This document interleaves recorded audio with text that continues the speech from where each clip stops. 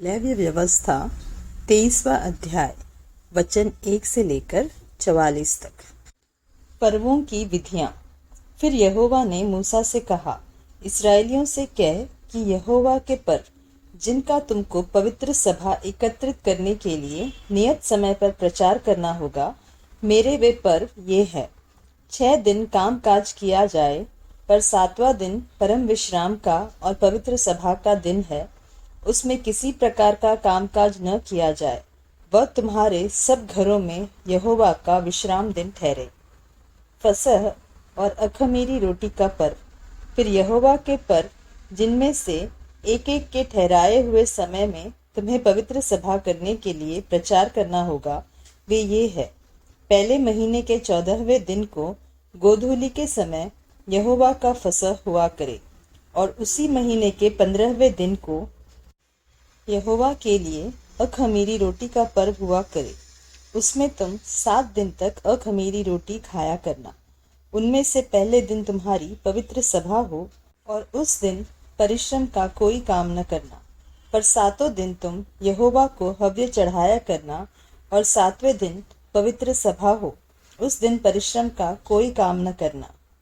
फिर यहोवा ने मूसा से कहा, इस्राएलियों से कह कि जब तुम उस देश में प्रवेश करो जिसे यहोवा तुम्हें देता है, और उसमें के खेत काटो, तब अपने अपने पके खेत की पहली उपज का पूला याजक के पास ले आया करना, और वह उस पूले को यहोवा के सामने हिलाए कि वह तुम्हारे निमित्त ग्रहण किया जाए।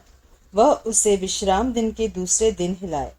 और जिस दिन तुम पूला हिलवाओ, उसी दिन 1 वर्ष का निर्दोष भेड़ का बच्चा यहोवा के लिए होम बलि चढ़ाना, और उसके साथ का अन्न बलि एपा के 2/10वें अंश तेल से सने हुए मैदा का हो। वह सुखदायक सुगंध के लिए यहोवा का हव्य हो, और उसके साथ का अर्घ हीन भर की चौथाई दाख मधु हो।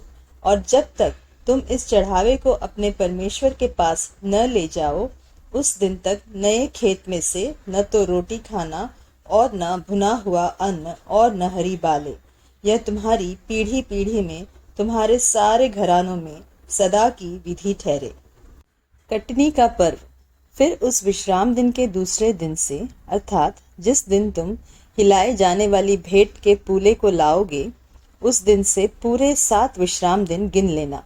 7वें विश्राम दिन के दूसरे दिन तक 50 दिन गिनना, और 50वें दिन यहोवा के लिए नया अन्न बलि चढ़ाना। तुम अपने घरों में से एपा के 2/10वें अंश मैदे की 2 रोटियां हिलाने की भेंट के लिए ले आना। वे खमीर के साथ पकाई जाए, और यहोवा के लिए पहली उपज ठहरे।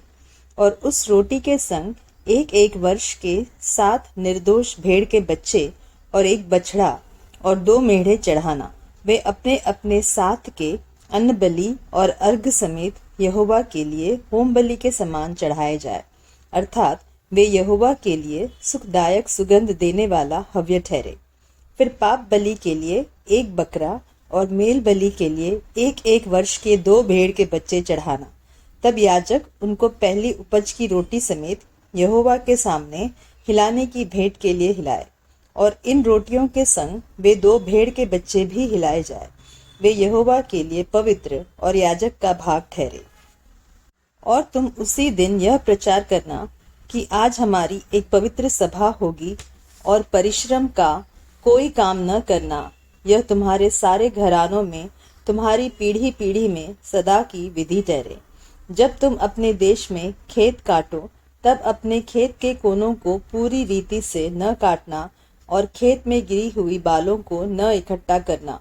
उसे दीनहीन और परदेशी के लिए छोड़ देना। मैं तुम्हारा परमेश्वर यहोवा हूँ।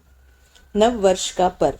फिर यहोवा ने मूसा से कहा, इस्राएलियों से कह कि 7वें महीने के पहले दिन को तुम्हारे लिए परम विश्राम हो। उसमें स्मरण दिलाने के लिए नरसिंगे फूके जाए, और एक पवित्र सभा इकट्ठी हो। उस दिन तुम परिश्रम का कोई काम न करना, और यहोवा के लिए एक हव्य चढ़ाना। प्रायश्चित का दिन।